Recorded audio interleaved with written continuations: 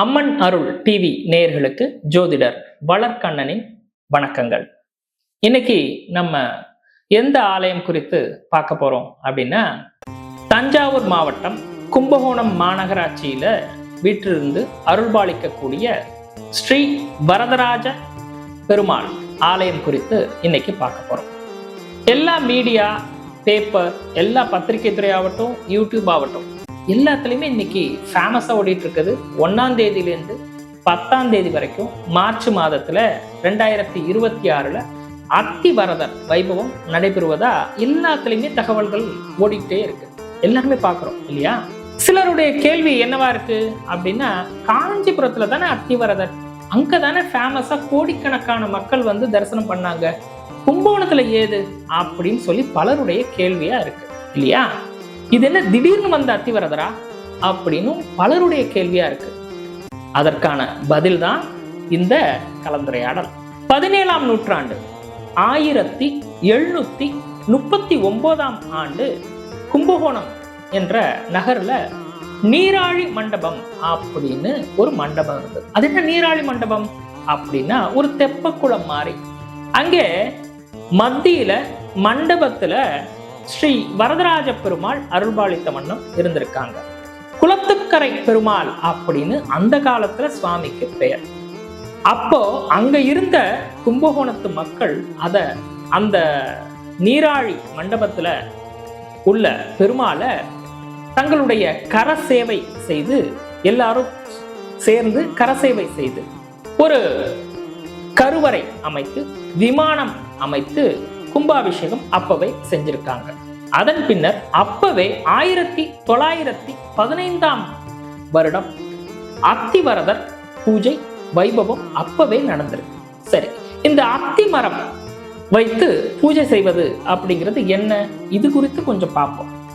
மூலஸ்தானத்தை பொறுத்த மட்டும் எல்லா சுவாமிகளுமே எதுல இருப்பாங்க, எல்லாருக்கும் தெரிஞ்சதுதான், கருங்கல் திருமேனியாகத்தான் சுவாமி இருப்பாங்க. சரி, இது மூலவர். உற்சவரை பொறுத்த மட்டும் எப்படி இருப்பாங்க, பஞ்சலோகத்துல அல்லது செம்பு, பஞ்சலோகம் இது மாதிரியான திருமேனிகள்ல உற்சவர் இருப்பார்.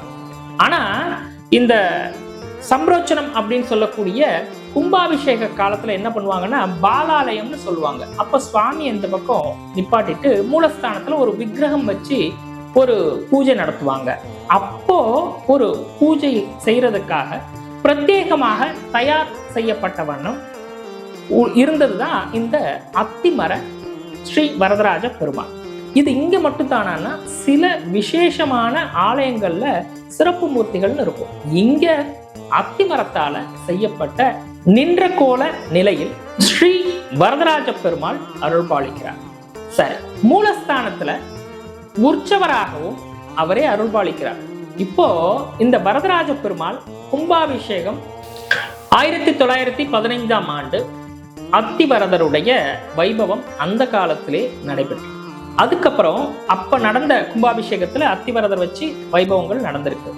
அப்புறமா 98 ஆண்டுகள் கழித்து 2013 அத்திவரதருக்கு சிறப்பான வைபவம் நடைபெற்றிருக்கு. அதன் பிறகு 12 ஆண்டு கழித்து தற்சமயம் பாதாள அறையிலிருந்து, பாதாள அறையில என்ன, ஒரு கிணறு, இந்த ஆலயத்துல ஒரு கிணறுல அங்க வந்து சுவாமியை வச்சிருப்பாங்க. 12 ஆண்டுக்கு அப்புறம் அந்த சுவாமியினுடைய திருமேனியை எடுத்து மக்கள் தரிசனத்துக்காக இங்க பிரகாரத்துல வைத்து 10 தினங்களும் பக்தர்களுடைய கரங்களால பூஜிக்கலாம். தைலக்காப்பு நடக்கும், அதே போல புஷ்ப சேவை நடக்கும், ஊஞ்சல் சேவை நடக்கும், 4000 திவ்ய பிரபந்த பாராயணம் தினசரி இந்த 10 தினங்கள்ல நடக்கும். இந்த ஆலயத்தினுடைய மூர்த்தி ஸ்ரீ வரதராஜ பெருமாள். தாயார் பாத்தீங்கன்னா ஸ்ரீ பெருந்தேவி தாயார். இங்கே பாத்தீங்கன்னா தாயாருக்கு 21 விரலி மஞ்சள் மாலை கட்டி சூட்டி திருமண தடைகள் விளக்கக்கூடிய வண்ணம் இங்கே அம்பாள் அருள்பாலிப்பதாக ஐதீகம். இந்த வரதராஜ பெருமாள் குறித்து ஸ்ரீ நிகமாந்த தேசிகர் ஸ்ரீ வரதராஜ ஸ்தோத்திரம் அப்படின்னு ஒரு ஸ்தோத்திரமே இயற்றி இருக்காங்க. அதுபோல பெருந்தேவி தாயாருக்கு ஸ்ரீ ஸ்துதி அப்படின்னு சொல்லி ஒரு ஸ்தோத்திரம் எழுதியிருக்காங்க.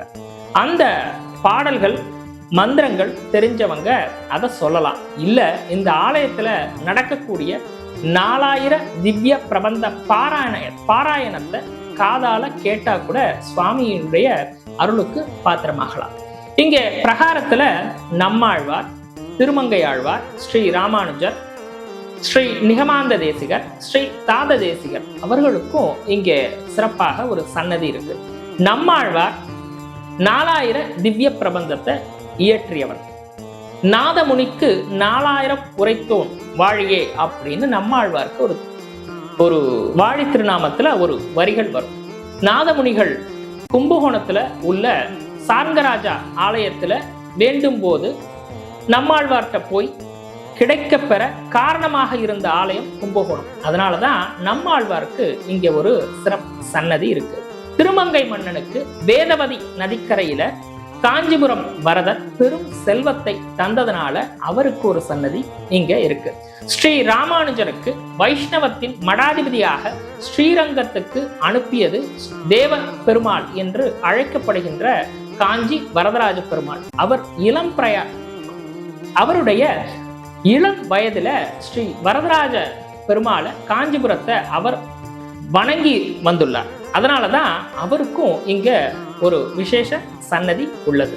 ஸ்ரீ நிகமாந்த தேசிகர் காஞ்சிபுரத்துல வரதராஜ பெருமாள் ஆசையினால வேத பாடசாலைகளை நிறுவியவர். ஸ்ரீ வரதராஜ ஸ்தோத்திரம், ஸ்ரீஸ்துதி போன்றவைகளை அருளியவர். அதனால அவருக்கும் இங்கே சன்னதி உண்டு.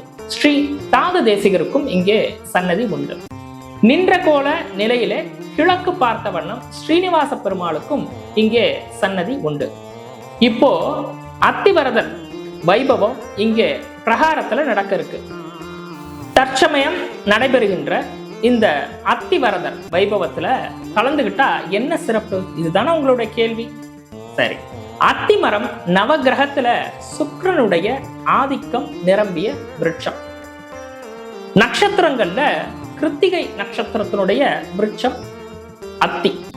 அத்தி பழத்தால மாலை செய்து சுவாமிக்கு சூட்டுவதை பலரும் கண்டிருக்கலாம். அத்தி பழத்தை, காய்ந்த அத்தி பழத்தை நெய்வேத்தியத்துக்கு வைத்து கேள்விப்பட்டிருப்பீங்க, பார்த்திருப்போம் இல்லையா? அப்போ இதை வைத்து வழிபடும் போது சுக்கிரனுடைய தோஷங்கள் நிவர்த்தி பெறும். அது என்ன சுக்கிரன் சார்ந்த தோஷங்கள்? லௌகீக சுகம் அப்படின்னு சொல்லுவோம். நம்ம யாரும் சன்னியாசி இல்லை இல்லையா? இல்லற சுகம் அப்படிங்கிறது என்ன? பொன், பொருள், அப்புறம் திருமண தடைகள், இது மாதிரியான விஷயங்கள்ல மேன்மை அடைவதற்காக அத்தி மரத்தில் செய்யப்பட்ட வரதராஜ பெருமாள் நின்ற கோல நிலையில பூதேவி ஸ்ரீதேவி சமேதராக இந்த 10 தினங்கள் மட்டுமே அருள்பாலிக்க இருக்கிறாங்க. அவங்கள தரிசனம் செய்ய கிளம்புவோமா? சரி, இந்த ஆலயம் குறித்து இவ்வளவு ஓரளவு விவரங்களை தெரிஞ்சுக்கிட்டோம். இங்க தரிசிக்க போகும்போது என்னெல்லாம் கொண்டு போகணும் தெரிஞ்சுப்போமா? வாசனை மலர்களை கொண்டு போகலாம். வாசனை மலர்கள்னா ரோஜா, மல்லிகை, முல்லை, அதுபோல சம்பங்கி, இது மாதிரியான மலர்களை கொண்டு போகலாம். பெருமாள் இருக்கிறதுனால துளசியை கொண்டு போகலாம். வாசனை குங்குமங்களை இங்க கொண்டு போகலாம். வஸ்திரங்கள் கொண்டு போகலாம். அதை விட மிக முக்கியமான உங்களுடைய மனசை அங்க கொண்டு போய் வரதர் காலடியில சமர்ப்பீங்க. அவர் உங்களுக்கு நல்ல ஆசைய, வாழ்க்கையில வளமோடு வாழ அருள் புரிவார் வரதன். இந்த அத்திவரதர் வைபவத்துல தரிசன நேரம் அப்படிங்கிறது காலை 8 முதல் மதியம் 12 மணி வரை நடைபெறுகிறது. அதுபோல மாலையில 5 மணி முதல் 8:30 மணி வரை தரிசனம் நடைபெறுகிறது. இந்த நேரத்தை பயன்படுத்தி இந்த நேரத்துல தரிசனம் மேற்கொள்வது மிகவும் சிறப்பு. இந்த ஆலயத்துக்கு எப்படி போகணும்? அதுதானே உங்களுடைய அடுத்த கேள்வி. கும்பகோணம் பேருந்து நிலையத்திலிருந்து சுமார் 1.5 கிலோமீட்டர் தூரத்துல பிரம்மன் கோவில் தெரு அப்படிங்கிற ஒரு தெரு இருக்கு. அந்த தெருவிலே இருக்கக்கூடியதுதான் இந்த ஸ்ரீ வரதராஜ பெருமாள் ஆலயம். ஆட்டோவுல கூட போகலாம். குடந்தை ரயில்வே ஸ்டேஷன்ல இருந்து 2 கிலோமீட்டர் தொலைவில் இருக்கக்கூடியதுதான் இந்த ஆலயம். எனவே பஸ் ஸ்டாண்ட்ல இருந்து இருந்தாலும் சரி, ரயில்வே ஸ்டேஷன்ல இருந்தாலும் சரி, 1.5 to 2 கிலோமீட்டர் தான் இந்த தூரம். நடந்தும் செல்லலாம், ஆட்டோவில் செல்பவர்களும் சென்று தரிசித்து பயன்பெறுவோம்.